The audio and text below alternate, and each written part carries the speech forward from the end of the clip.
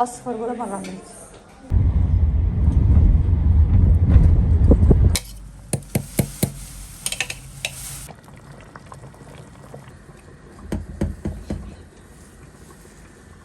مرحبا يا حلوين، كيفكم؟ شو أخباركم؟ إن شاء الله تكونوا بخير. أهلا وسهلا فيكم بقناتي وفيديو جديد. اليوم الفيديو 18 من سلسلة أتحدى نفسي. أنزل 30 فيديو لمدة 30 يوم على اليوتيوب. اليوم زي ما أنتم شايفين رحت على المدرسة، أخذت بنتي من مدرستها وبوجهنا على عيادة الأسنان عشان إلها أول شي مراجعة هي يعني، وشي ثاني زي ما فرجيتكم هذول الألوان هم المغطات اللي بغيروهم، بحطوا لها اياهم كل اسبوعين بنغيرهم، بنحط هي بتختار يعني اللون اللي بدها اياه. وبعد ما خلصنا من عند العياده بوجهنا على البيت، روحنا لانه كنت لسه مش طابخه غدا. انا بالعاده لازم يكون الاكل جاهز قبل ما يروحوا الاولاد من المدرسه، بس ما توقعت انه يفلتوا المغيطات واحنا على باب العياده ونرجع مره ثانيه عند الدكتور نستنى لبين ما رجع. حط لها مغيطات جديده. هون اجيت على الدكان جنبنا، فاخذت علبة حمص حب لاني ما كان عندي حمص بالفريزر، واخذت مرتبان ربندورة عشان انا بدي زي ما حكيت لكم اعمل محاشي.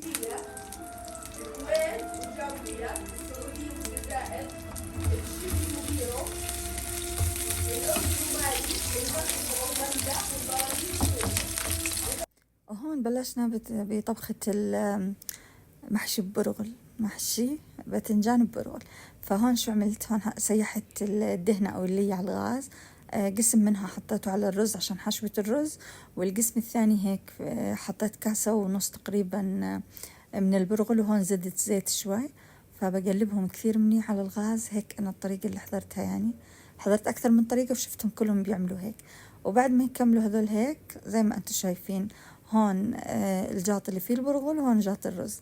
هون حطيت لحمة وهون حطيت لحمة أكيد، وحطيت معلقة قهوة حلوة، حطيت حمص بس على البرغل، وصلصة بندورة على الجهتين، وحطيت ماجي. نفس الشيء هون البرغل مثلا حطينا له لحمة وحطينا له الدهن على الغاز زي ما فرجيتكم، وحط له حمص. بس صراحة المحشي ما راح أحط له حمص، هو بصير يعني أنا ما بدي أحط حمص.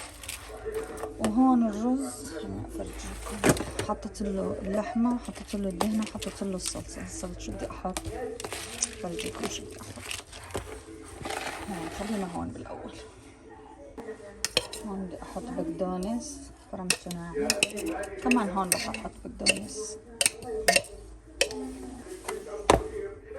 هون نحط نعناع، وأكيد كمان هون نحط نعناع. خليني أحطهم قبل بعض عشان تشوفوهم مش أحسن. هون محشي زاكي النعناع كثير مع المحشي. هون نعناع وبقدونس، وهون زدتهم شوي يعني هون خليتهم أكثر. هسه بدي أفرم بصل كمان، أكيد بصل هون وأكيد بصل. بندورة حاليا الريحة بتجنن، فكيف بس ينطبخ غير شكل غير شكل. وهون بندورة شوي، والبندورات كثير هون. أنا حطيت صلصة بس ضايل أحط البهارات. أحط معكم البهارات. شوفوا أنا حطيت ماجي، فشو راح أحط حاليا؟ بسم الله الرحمن الرحيم. راح نحط عصفر، أكيد عصفر، كركم، ما بعرف، إحنا بنحكي مرات هيك ومرات بنحكي هيك، فهي تسمية واحدة يعني. وكمان كمون، أكيد كمون. ما بعرف، في ناس لا يعني بيحكوا إنه ما بنحط للمحاشي كمون، إحنا بنحط كمون. وشو كمان؟ بابريكا. بما إني ما عندي دبس فليفلة، فشو راح أعمل؟ راح أحط بابريكا بس مش حارة، يعني بدك تحطي حارة عادي بتقدر تحطي. صح، بتعرفوا إنهم بيحطوا فلفل؟ نسيت هاي الشغلة. خليني أفرم فلفل وأحط، وأكيد أكيد كزبرة. أنا بحب الكزبرة الناشفة أكثر من الكزبرة الخضراء. وآخر إشي أو قبل الأخير حط فلفل أسود. أنا بحب الفلفل الأسود على الأكل عموما يعني. وآخر إشي أكيد بهارات مشكل، هاي اللي جبتها من المؤسسة معكم هذيك المرة. تعرفوا أنا ما راح أحط فلفل خلص هيك. شو نعمل؟ نخلط هاي الخلطة بتجنن ما شاء الله. الريحة بتشف.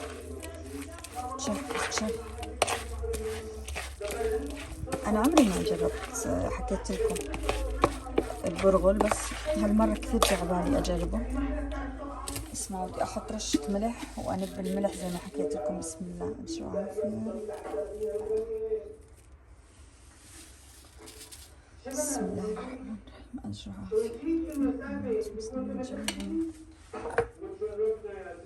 إن شاء الله ما أكون نسيت إشي.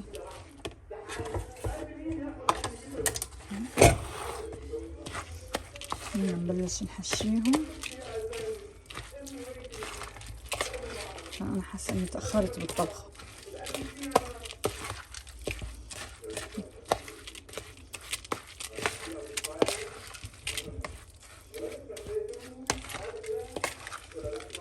بحب أزيد شوية مي.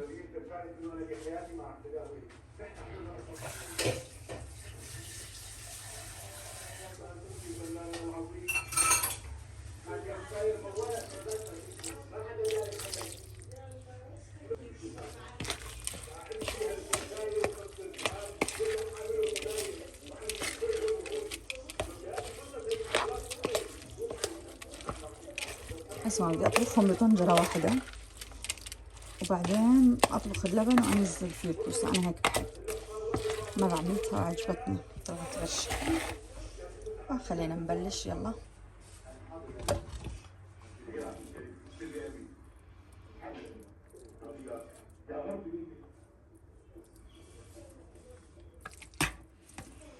بدي أحشيها كثير، مش زي الرز.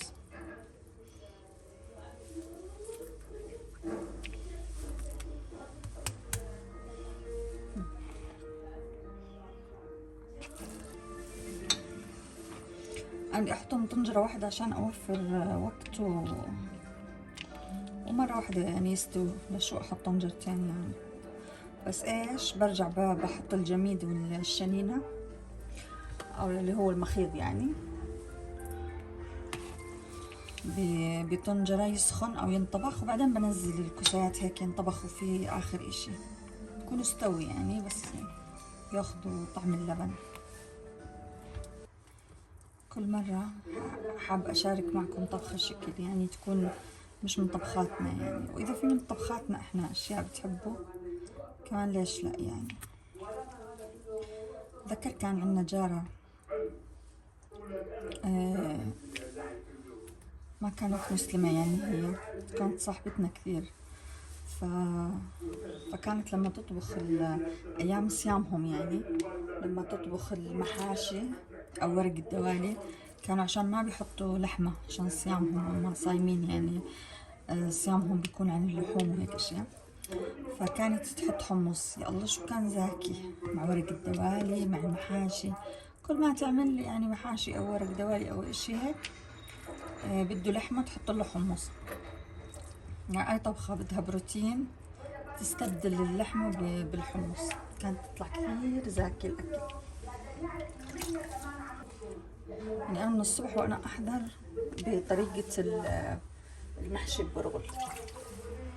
الله وكيلكم ما خليت طريقة ما حضرتها، بس يعني أغلب الطرق هيك. بس هم بحطوا دبس بندورة. أنا ما عندي، مش دبس بندورة، دبس فليفل. حطينا دبس بندورة. دبس فليفلة ما عندي بصراحة، كان عندي وخلص يعني. هون أنا قليل ما ألاقي دبس فليفلة يعني بالمحلات. فمرة حضرت طريقة وعملتها كثير زاكي، كثير ويا الله شو بيفرق على الأكل. طعمه مش طبيعي، مش طبيعي شو بيفرق. جعبالي أحشي الباذنجانات كلهم برغل، ما أحط لهم حشوة رز. بس خايفة يطلع من جواهم، يعني أنا إنه مش زي الرز يعني. شوفوا الرز أنا ما بغطيه ما بيطلع، بس البرغل أنا عشان أول مرة أجرب فمش عارف. شو بلكي سكرناهم ببندورة أو هيك يعني. شوف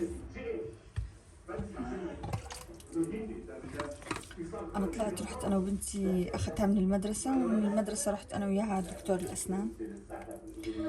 امبارح فلتت وحدة من نفس الأسبوع الماضي، بس المشكلة الأسبوع الماضي كانت ماكلة السوس، الأسبوع هذا ما أكلت إشي يعني. ليش فلتت؟ لو كلكم أكلت حبة فراولة يعني، فراولة طرية يعني مش قاسية. هي ممنوع تشرب مشروبات غازية، يمكن مرة واحدة شربت بس. حكى الدكتور إنه هم اللي بيأثروا يعني بقبع. فتأخرنا شوي بالعيادة.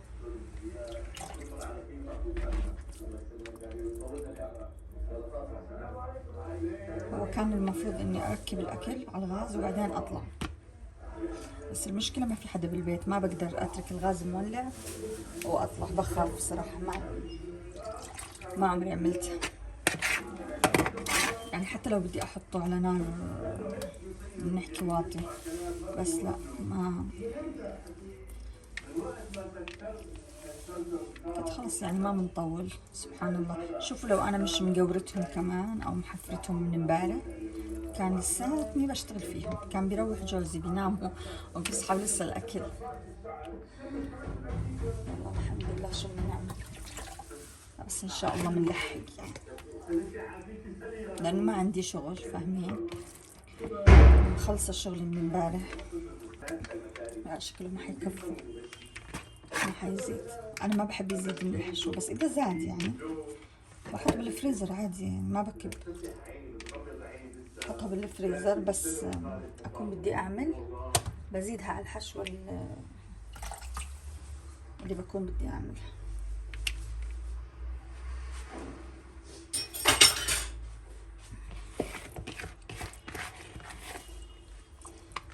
أنا صراحة أول ما اتجوزت ما كنت أزبط لا المحاشي ولا ورق الدوالي. المشكلة هدول الطبختين بيحبوهم ولادي، وكنا بس ناكلهم عند أمي. أما أعملهم أنا أبدا ما يزبطوا معي. حكيت خلص يعني نطول القصة، لازم الواحد يتعلم. والله تعلمت كيف هيك مرة على مرة على رواق، والتزم بالمعلومات اللي بجمعها من هون ومن هون. بعدين صار يطلع معي شو غير شكل. حتى اليالنجي بيطلع معي بجنن يعني. بحبوا ولادي، مع انه يعني اهلي بيحبوش الاشي الحامض كثير مثلا، بس بيحكوا لي كثير زاكي. بس احنا بنحب الحامض، انا وولادي بيحبوا الحامض.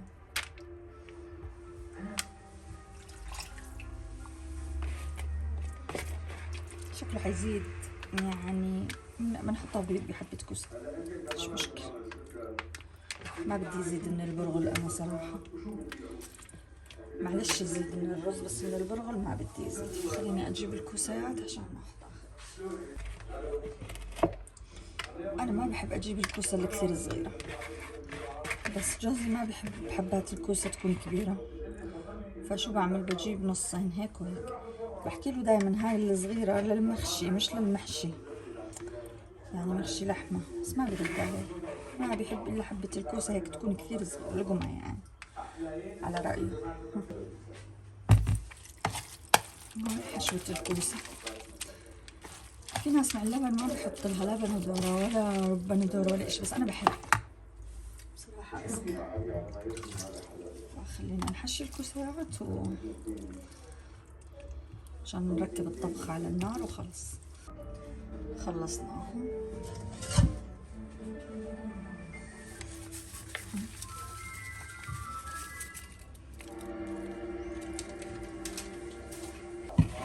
الملح بركزه مش هسه، بعد ساعة ونص تكون الطبخة يعني هيك تقريبا استوت. بعد ساعة ونص بركز الملح.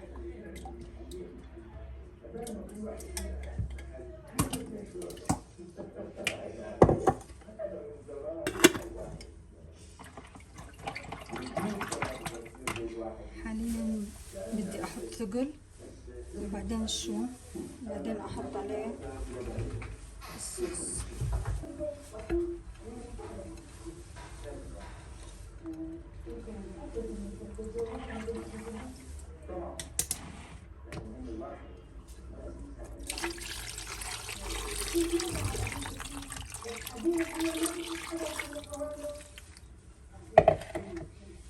حسيت بدها كمان ماء، بحط هاي الماء.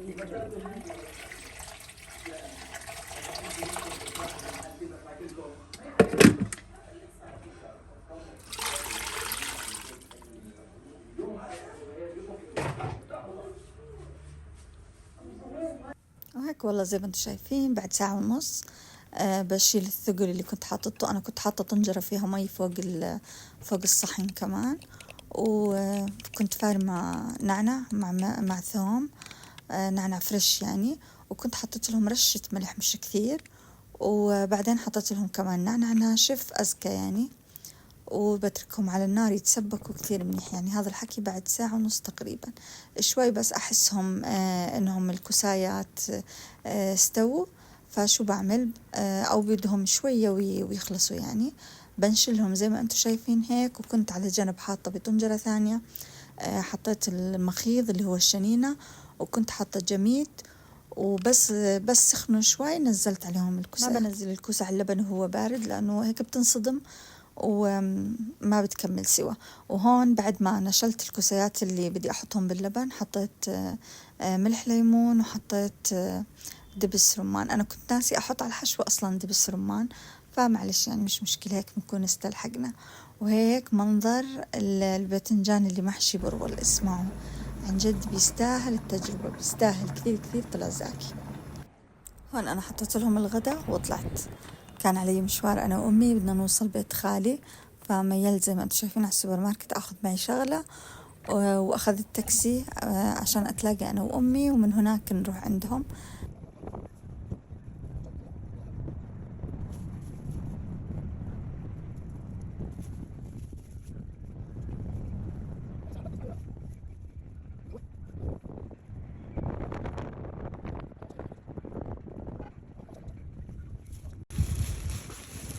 هون بعد ما روحت خالتي عطتني هالهدية، شوفوا ما أحلاها. اسمعوا أنا بحب الزرع كثير عن جد، بس حكت لي تأخذيها يعني شو بدون تردد. شوفوا هاي قلب عبد الوهاب، فعند خالتي هي كانت حاطتها بجنب الشاشة، فهي جابت صوبة وبدها تحطها بهاي الزاوية، فحكت لي ما بدي إياها تأخذيها. قلت لها طبعا أنا اللي بأخذها. شوفوا هي عندها شوي كاينة الزريعة ماكلة شوية هواء. فأنا شو عملت، هي كانت مادتها يعني هيك بالحياة، ففي عروق إلها كثير كانوا صفر زي ما انتم شايفين هيك. أنا شلتهم وحاولت أنظف لها الجوار هيك عشان تتنفس شوي، ومديتهم في عرقين هون هيك، مديتهم هذول الطوال حطيتهم فوق القوس اللي بالكريدور، واللي زادوا هون حطيتهم على باب المطبخ. حكيت بلكي من شباك المطبخ هيك يدخل لها شوية شمس. أنا بحب الزرع، والزرع بصراحة ما بيعيش عندي، فلعل وعسى إن شاء الله يا ربي إنه هيك تصير عندي الزريعة مرتبة ويرجع هيك لونها أخضر. هون حطيت عشان أذوق الطبخة. شوفوا انسوا إني أنا خالطة اللبن مع الباذنجان وكله، بس عن جد طلع كثير، طلعت الأكلة زاكية يعني. أنا ذقت حبة بس من الباذنجان وأنا طالعة، ورجعت بالليل كملت أكلي لما رجعت من عند خالتي، يعني المغربيات هيك كان فيديو اليوم. إذا عجبكم الفيديو حطوا لي لايك، وإذا عجبتكم قناتي ما تنسوا تشتركوا وتفعلوا زر الجرس عشان يوصلكم كل شيء جديد أنا بنزله. أشوفكم في فيديو بكرة إن شاء الله. سلام.